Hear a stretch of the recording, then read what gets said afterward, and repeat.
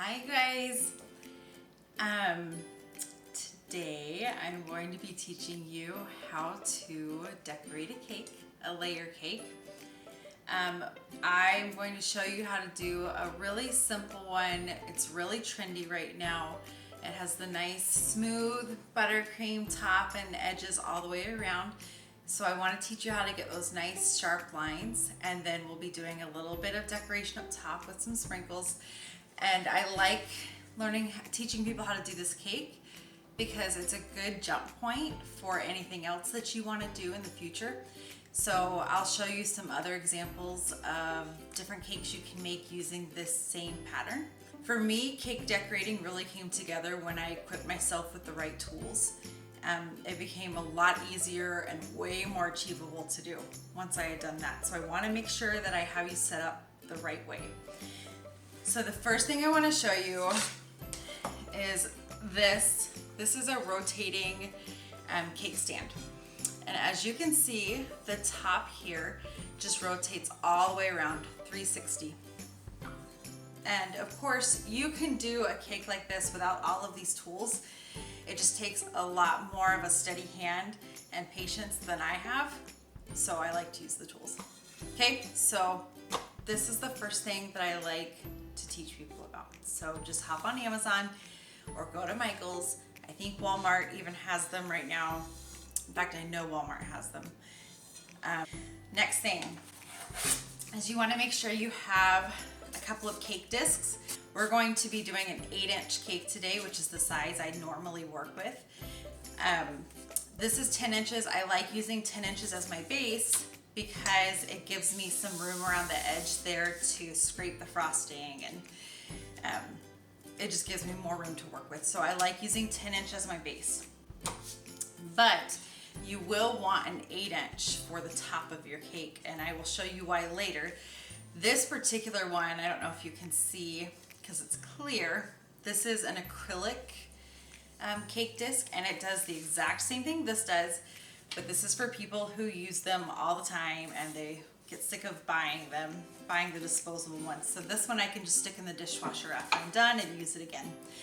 It's 8 inches, and you can get them in the cardboard version and it'll do the same job. So I like to have a 10-inch and an 8-inch cake disc when I'm doing one of these cakes. You could also use an 8-inch and an 8-inch. Do not use a 10-inch and a 10-inch if you have an 8-inch cake, if that makes sense. So the other tools I like to use are these cabinet or drawer liners, and they're really tough. And what I like to do is I stick my smaller one on the rotating cake stand, and then I put my cake disc down on it, and this keeps the cake from sliding anywhere. And then I take a longer one and I actually set it underneath the cake stand on the counter, and that keeps my cake stand from moving back and forth because I work on a granite countertop. If you're working on like butcher block wood or something like that, then you may not have to worry about it moving. Or if you purchase a Wilton cake turntable, I think they actually have grippers on the bottom, and that'll hold it nice and steady for you, so you actually won't need this. If you have looked into cake decorating at all, this is probably pretty familiar looking to you. This is a piping bag. Mine is reusable. It's Wilton. You can pick it up Walmart, Michael's, Amazon. I do like this particular one because I've cut it extremely wide at the bottom to fit the tip that I like to use to go around the cake for the crumb coat. And that is this big Mama Gemma tip. I don't know if you guys can see it. It's very big. It is probably like 2 inches that we're looking at here, and it has one side that's flat across and one side is serrated, and it makes lines when you pipe with it. You don't have to have one of these, but I find it extremely useful in getting that nice smooth edge going around the cake. The other tip we're going to be using is a Wilton 1M, and you are going to see these all over the place in cake decorating. If you don't own one, go ahead and get one if you're interested in doing cake decorating. An offset spatula Every cake maker needs to have one of these. Okay, you can see how it doesn't go straight. We've got a little angle here, and that makes it easier for you to get a straight line going across and on the sides of a cake. So you want to make sure you have one of these. This is a tool I really like, and I would like to spend more time using some of these fun edges. I only ever really use the straight edge. It comes, it gives you the straight edge to go around the cake like this, but it gives you 3 other decorative edges to decorate your cake with. So instead of going flat and smooth, you could create a ribbed look. You could create stripes with this. You see those really nice and neat stripes on those cute cakes on Instagram. This is how they do it.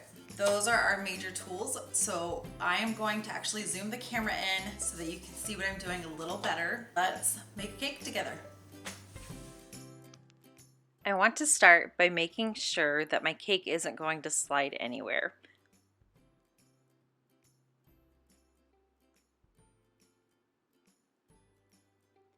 Next, I'm going to fill up the frosting bag, which I'll do by putting the frosting tip inside the bag, and I'll slide it all the way to the end.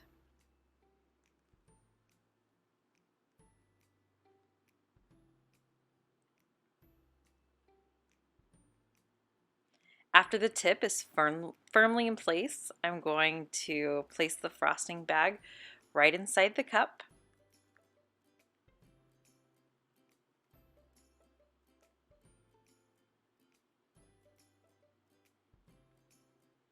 And this way it's really easy to fill with homemade buttercream. You will want to make homemade buttercream for this type of a cake because it holds up the very best when you're trying to make a smooth surface and when you're decorating with a piping tip.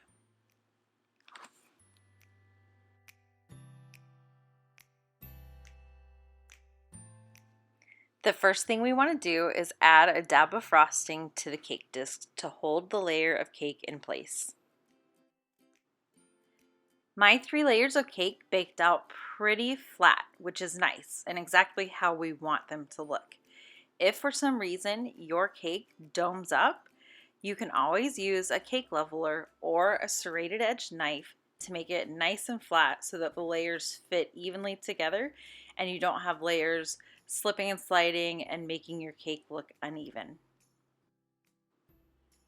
Now we're going to pipe a dam around the edge of the cake, which is simply a thick layer of frosting that goes around the outer edge, and it makes sure that any filling that we put on the inside of the cake stays inside the dam and it doesn't leak out into the frosting that we're going to be spreading on the outside of the cake. For this cake, I'm using some strawberry sauce that I have left over from another project, but you could use anything you'd like. You can use jam, custard, or even just more frosting.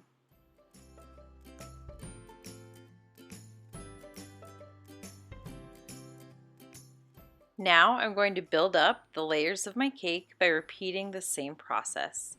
I'll add another layer of level cake, pipe the dam around the edge, and add my filling.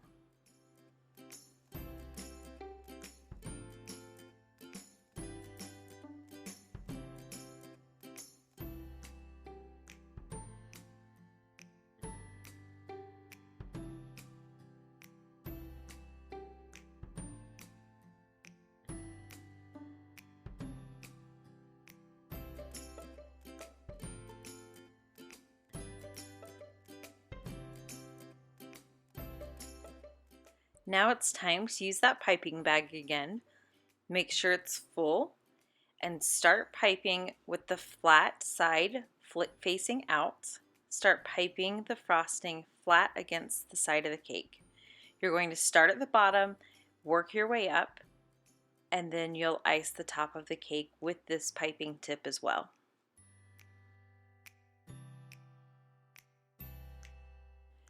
Use the offset spatula to gently smooth the icing on top of the cake. Drag the icing from the center of the cake towards the outer edges. Continue to use the offset spatula to smooth the frosting on the sides of the cake. Nothing at this point needs to be perfect. All we're doing is creating a light crumb coat of frosting on the cake, and this prevents crumbs getting in our final coat of frosting, which is what will be visible after it's complete. As you drag the spatula, make sure to set aside the excess frosting that will come off every time you scrape the cake. We'll use this excess frosting for our second coat of frosting, as well as the decorations on top of the cake.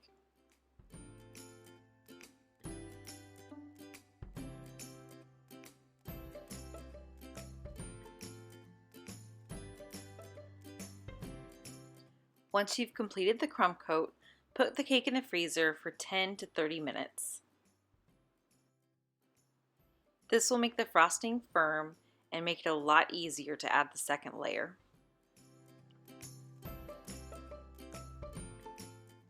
At this point, my cake has been in the freezer for about 30 minutes. When I touch it, my finger does not leave an indentation in the icing. This is really important for these types of cakes. When we want to have a nice smooth edge, we need to be able to drag the scraper along the outer edges of the cake without worrying about the frosting pulling up pieces of cake and getting crumbs in the outside layer. If the inner layer in the crumb coat is firm from being in the freezer, we'll be able to get a nice smooth finish on our second layer of frosting. Use the same piping bag and flat tip from the crumb coat and add your second layer of frosting all around the outer edges of the cake and on top. Again, it's okay if everything isn't perfect at this point. Go ahead and start evening out your frosting a bit by using the scraper around the sides and on the top. Add the 8-inch cake disc to the top of the cake.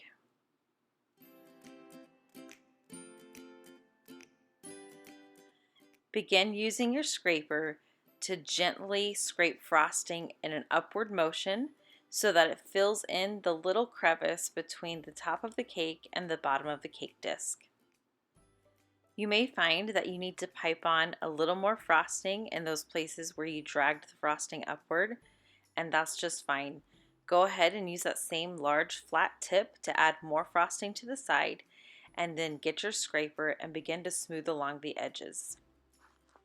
This is why we want to use an 8-inch cake disc on top of our cake, because now we're able to use it as a guide and a template to create a straight line along the outside. Even if the inside of our cake isn't quite even, as long as the frosting fills in the gaps and as long as our cake scraper matches up with the bottom disc and the top disc, and we're holding it as evenly as we can along the sides of the cake, as we turn the cake table, the blade of the scraper will even things out perfectly. As you can see, there are little air bubbles in my frosting, and that's totally normal. If you want, take the time to pipe on a little bit of extra frosting and scrape along the sides to even it out. It's also really important to note that I'm cleaning my blade between each time I scrape the cake. So every time you scrape along the edge, be sure you're wiping off the excess frosting into your bowl and you have a clean blade when you come back to the cake. Once you've reached a level of smoothness that you're happy with, go ahead and stick the cake in the freezer for about 10 more minutes. That's what I would normally do, but for this video, I'm actually just going to go ahead and take the acrylic cake disc off. But just so you know, when you stick it in the freezer, it comes off a little bit easier and you don't risk tearing the cake up top. What I'll be doing is the same thing you would do if you had frozen your cake. You'll just slide a knife gently underneath and rotate the cake stand around, pushing the knife further and further across the surface of the cake as you rotate the cake stand. Eventually, the cake disc should lift off pretty easily with minimal damage to the top of the cake. Use your offset spatula to smooth the top of the cake. It's really important to make sure you clean the blade between each scrape. Drag the frosting from the outside towards the center of the cake and wipe it off with a paper towel every time.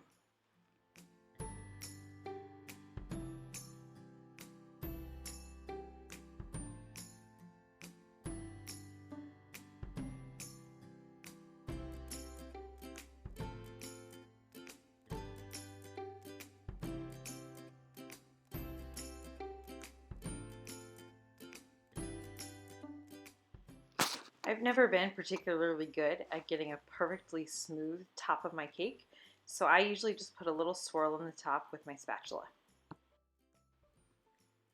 The hard part's done. Now we get to decorate the top. Take that 1M tip from the beginning of the video, fit it into another piping bag, and then fill the piping bag the same way that we did before.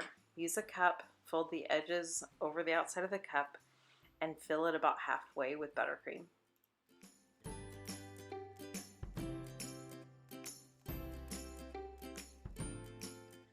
Create a border around the top of the cake by piping the buttercream in an upward spiral motion.